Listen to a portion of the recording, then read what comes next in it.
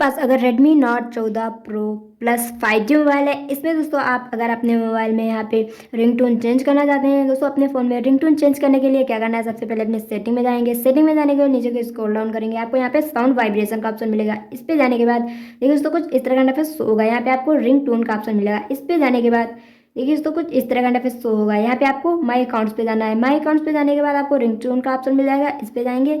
इस पे जाने के बाद आपको बहुत सारी रिंगटोन्स देखने को मिल जाएंगी। जो भी आप अपने मोबाइल में लगाना चाहते हो यहाँ से देख के दोस्तों सिलेक्ट कर लेंगे। उसके बाद यहाँ पे आप अप्लाई कर देंगे। अप्लाई करने के बाद यहाँ पे ओके कर देंगे। ओके करने के बाद आपके मोबाइल में रिंगटोन चेंज हो जाएगी। दोस्तों आप भी अपने मोबाइल में अगर रिंगटोन चेंज करना चाहते हैं तो इसी प्रकार कर सकते हैं। मिलते हैं नेक्स्ट वीडियो में, तब तक के लिए नमस्कार।